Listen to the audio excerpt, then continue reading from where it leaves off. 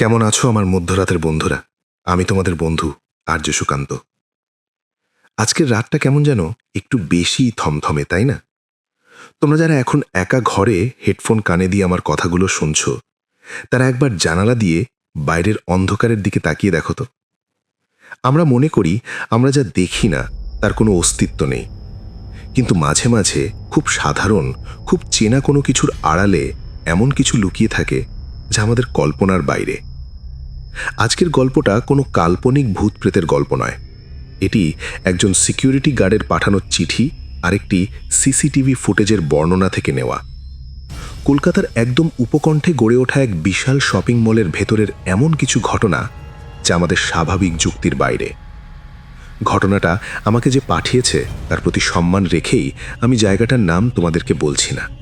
তবে তোমরা যারা ভাবো যে কাঁচ আর কংক্রিটের আধুনিক দালানে কোনো রহস্য থাকতে পারে না, তারা আজকের গল্পটা শোনার পর রাতের বেলা কোনো বড় মলে একা ঢুকতে হয়তো 10 বার ভাববে।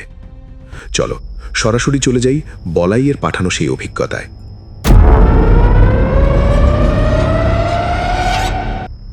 বলাই কর্মকার, বয়স 45-এর আশেপাশে, শক্তপোক্ত গড়ন, তামাটে গায়ের রং আর দুই চোখের কোণায় সবসময় একটা সতর্ক দৃষ্টি।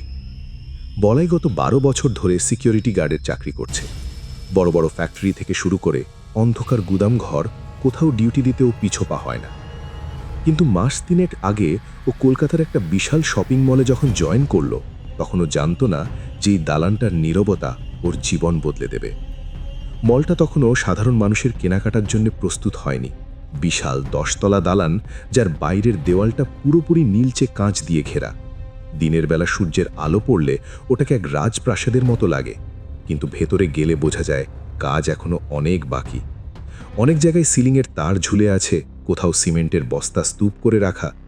দিনের বেলা কয়েকশো মিস্ত্রি আর লেবার কাজ করে। ড্রিল মেশিনের আওয়াজ আর মানুষের চেঁচামেচিতে মলটা প্রাণবন্ত থাকে, কিন্তু সন্ধে 7টা বাজলেই সব নিঝুম। লেবাররা চলে যাওয়ার পর পুরো মলটা যেন একটা মৃত দানবের মতো দাঁড়িয়ে থাকে। বলাইয়ের ডিউটি ছিল রাত 10টা থেকে সকাল 6টা। ওর সাথে আরও 2-3 জন গার্ড থাকতো ঠিকই, কিন্তু তাদের ডিউটি ছিল মলের বাইরে মেইন গেটে। মলের ভেতরে অর্থাৎ মেইন গ্রাউন্ড ফ্লোরের সিকিউরিটি কন্ট্রোল রুমে বলাইকে একা থাকতে হতো। কন্ট্রোল রুমটা ছিল বেশ আধুনিক। সেখানে দেওয়াল জুড়ে সাজানো 24টা মনিটর। প্রতিটি কোণা, প্রতিটি করিডোর আর দুটো বিশাল বেসমেন্ট পার্কিংয়ের ছবি সেখানে ধরা পড়ত। বলাই চিঠিতে লিখেছে, সুকান্তদা, শুরুর দিকে আমি রাত জেগে রেডিও শুনতাম অথবা মোবাইলে সিনেমা দেখতাম। মাঝে মধ্যে একবার টর্চ নিয়ে ওপরের তলাগুলো ঘুরে আসতাম। মলের ভেতরটা রাতে বড় অদ্ভুত লাগত। আমি যখন একা বারান্দা দিয়ে হাঁটতাম, আমার বুটের শব্দ প্রতিধ্বনিত হয়ে ফিরে আসত। মনে হতো আমার পেছনে আরও কেউ হাঁটছে, কিন্তু ওটা প্রতিধ্বনি ভেবে আমি পাত্তা দিতাম না। বেসমেন্ট পার্কিং ছিল মলের সব থেকে নিচের তলা। সেখানে তখনও পর্যাপ্ত লাইট লাগানো হয়নি। শুধু পিলারে পিলারে কিছু এমার্জেন্সি বাল্ব জ্বলত, যা দিয়ে খুব সামান্যই অন্ধকার কাটত। বলাইকে বলা হয়েছিল প্রতি 1.5 ঘন্টা অন্তর একবার নিচে গিয়ে চেক করে আসতে যে কোনো মিস্ত্রি ভুল করে দাহ্য কিছু ফেলে গেছে কিনা। ঘটনা শুরু প্রথম অমাবস্যার রাতে। রাত তখন আনুমানিক 2:15। বলাই কন্ট্রোল রুমে বসে আধহসা হয়ে একটা পুরনো বাংলা ম্যাগাজিন পড়ছিল। হঠাৎ 16 নম্বর মনিটরে একটা হালকা ঝিলিক ওর চোখে পড়ল। 16 নম্বর ক্যামেরাটা ছিল বেসমেন্ট 2 এর একদম শেষ মাথায়, 11 নম্বর পিলারের পাশে।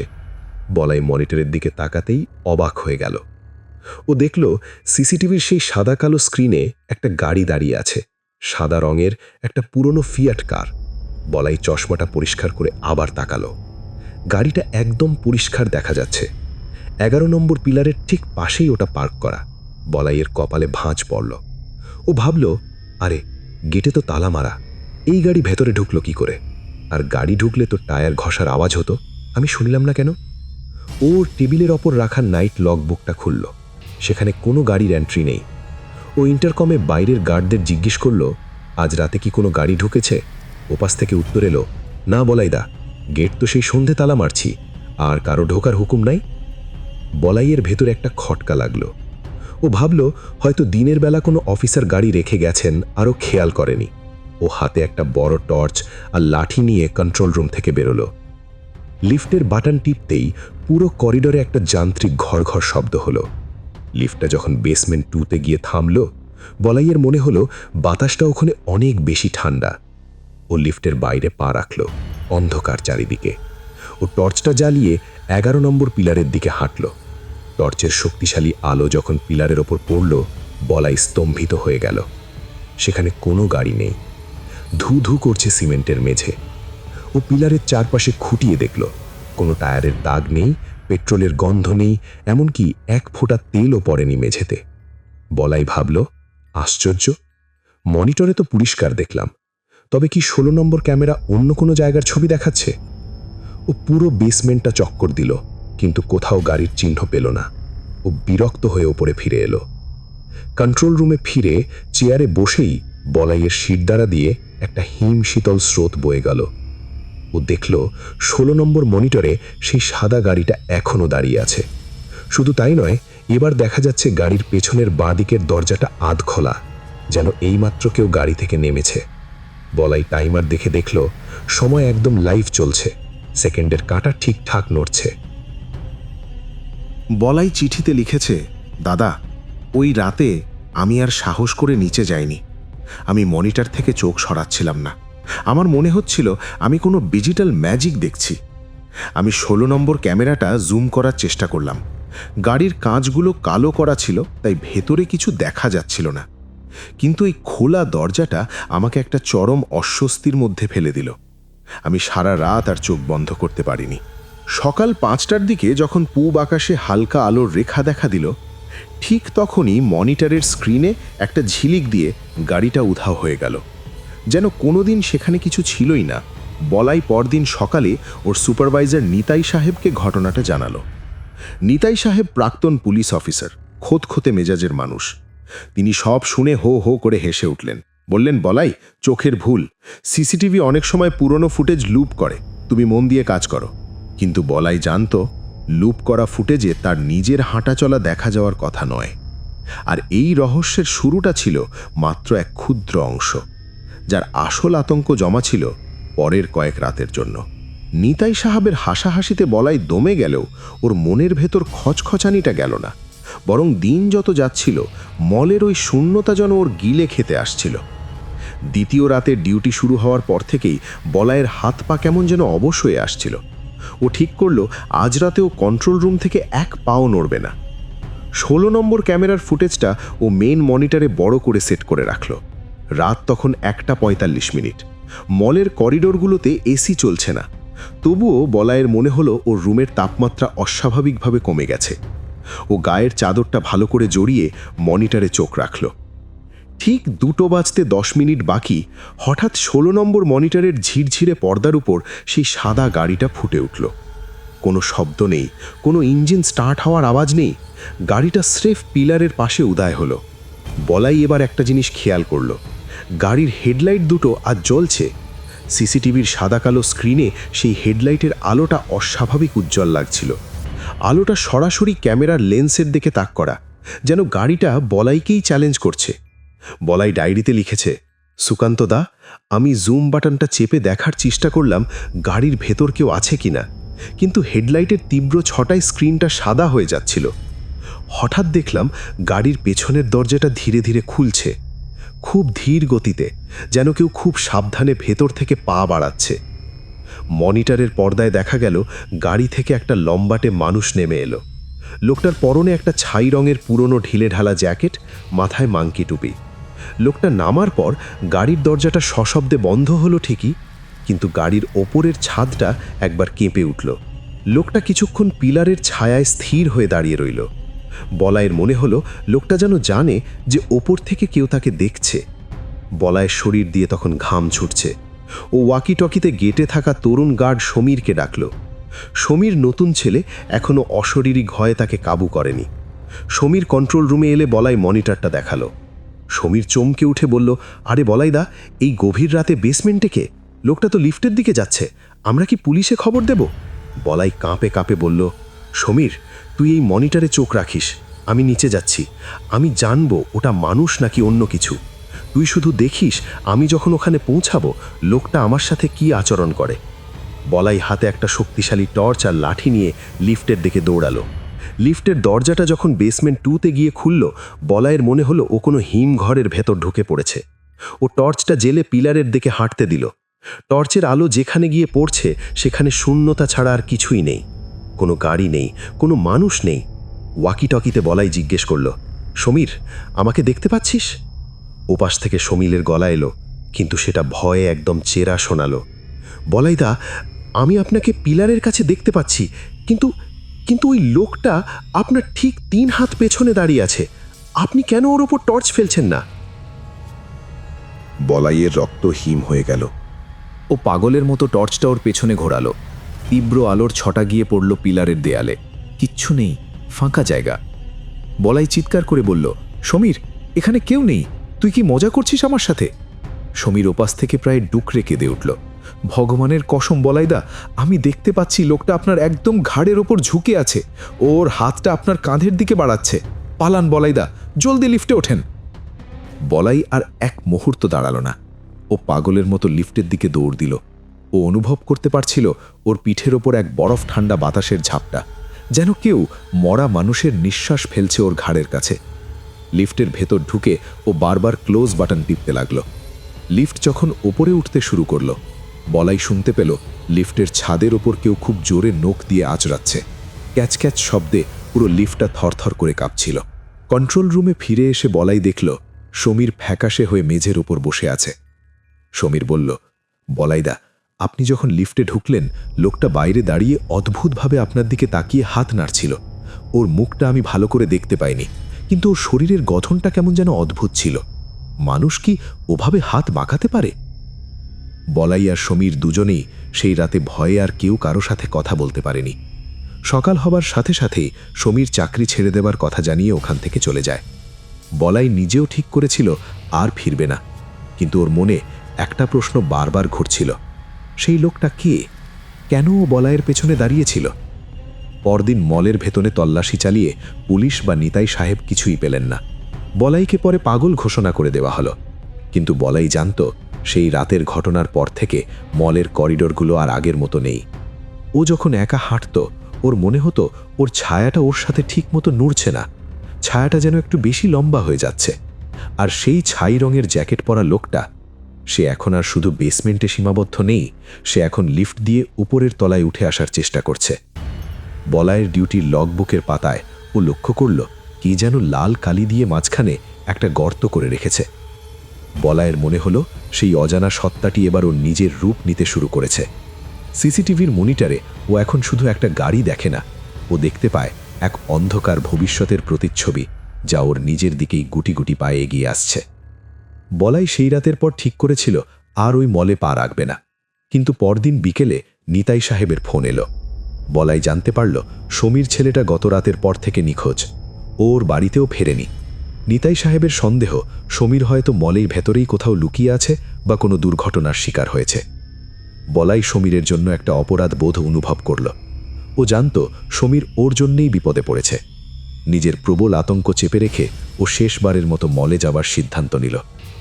রাত 11টা। মলটা আজ যেন অন্য দিনের চেয়েও বেশি নিঝুম। করিডোর দিয়ে হাঁটার সময় বলাই লক্ষ্য করল দেয়ালে লাগানো নিজের ছায়াটা কেমন যেন কুঁকড়ে আছে। ও কন্ট্রোল রুমে ঢুকল। আজ ওর চোখ গেল সরাসরি 17 নম্বর মনিটরা, যা গ্রাউন্ড ফ্লোরের মেন করিডোর দেখায়।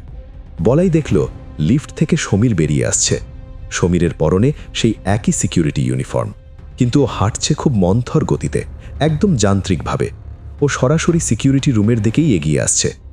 বলাই খুশিতে আত্মহারা হয়ে দরজার নবে হাত দিল সমীরকে ভেতর ডাকার জন্য, কিন্তু হাত দেবার ঠিক আগের মুহূর্তে ওর নজর গেল স্ক্রিনের টাইম স্ট্যাম্পের দিকে। সময়টা লাফাচ্ছে 3:15, 3:14, আবার 3:15। বলাই চিঠিতে লিখেছে, দাদা, আমি জুম বাটনটা টিপলাম সমীরের মুখটা ভালো করে দেখার জন্যে, আর জুম হতেই আমার কলিজা শুকিয়ে গেল। লোকটা সমীর নয়, ওর শরীরটা সমীরের মতো হলেও ওর মুখটা হুবহু আমার নিজের মুখ, যেন আমি নিজেই করিডোরে দাঁড়িয়ে আছি। কিন্তু লোকটার কোনো চোখ নেই। চোখের জায়গায় দুটো কুচকুচে কালো গহ্বর, যেখান থেকে গাঢ় কালো একটা তরল গড়িয়ে পড়ছে ওর ইউনিফর্মের উপর।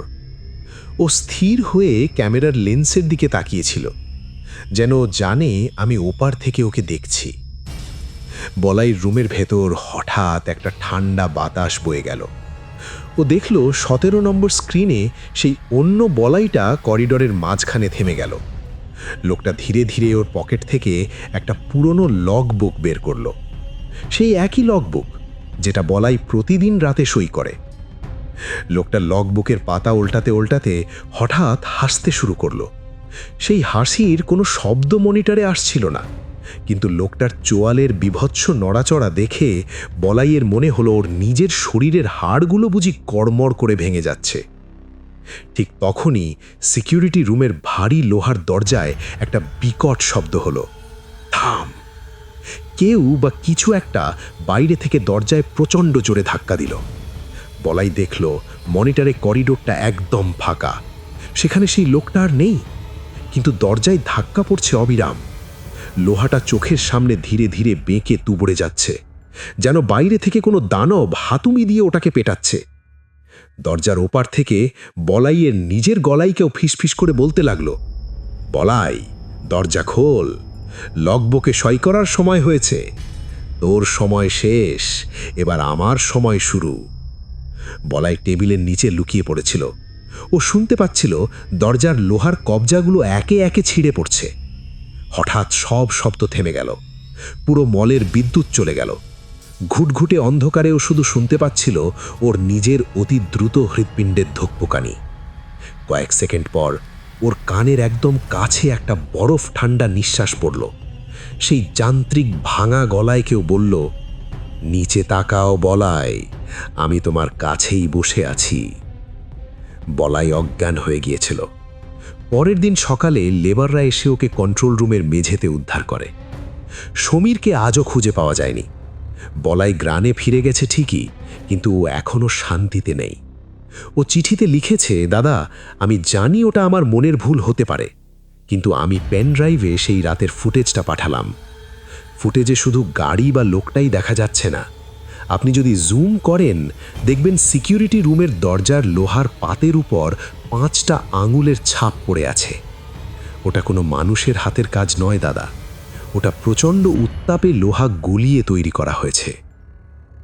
বন্ধুরা, বলাইয়ের পাঠানো সেই ফুটেজটা আমি আমার স্টুডিওর বড় স্ক্রিনে জুম করে দেখেছি। লোহার দরজায় সেই 5টি গভীর গর্ত দেখে আমার নিজের আঙুলগুলো কেন জানি অবশ হয়ে আসছে। সিসিটিভি ক্যামেরা কি আসলেই বাস্তবকে রেকর্ড করে, নাকি মাঝে মাঝে আয়নার ওপারের জগৎটা এই ডিজিটাল চোখের আড়ালে উকি মারে? বলাই এখন কেমন আছে আমি জানি না, তবে ওর পাঠানো ফুটেজটা প্লে করার পর থেকে আমার মনের ভেতরটা কেমন দপদপ করছে। আমার স্টুডিওর সিসিটিভির মনিটরটার দিকে তাকাতে পারছি না। মনে হচ্ছে ওই মানুষটা আমাকে ফলো করছে।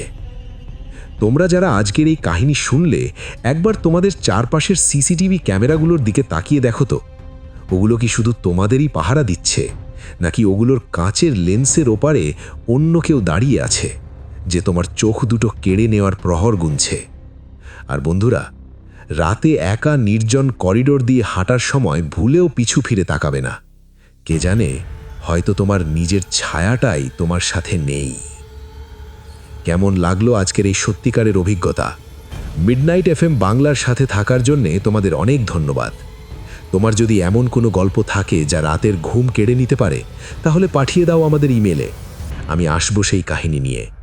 ভালো লাগলে লাইক দিও আর সাবস্ক্রাইব করে আমাদের সাথে থেকো, কারণ মধ্যরাতের এই আড্ডা চলতেই থাকবে। মনে রেখো, অন্ধকার মানেই কিন্তু সব থেমে যাওয়া নয়, অন্ধকারেরও একটা নিজস্ব জগৎ আছে। আমি তোমাদের বন্ধু আরজে সুকান্ত আজকের মতো বিদায় নিচ্ছি। দেখা হবে পরের কোনো এক রহস্যময় রাতে। নিজের খেয়াল রেখো আর তোমার চারপাশের ছায়াগুলোকে একটু নজরে রেখো। শুভরাত্রি।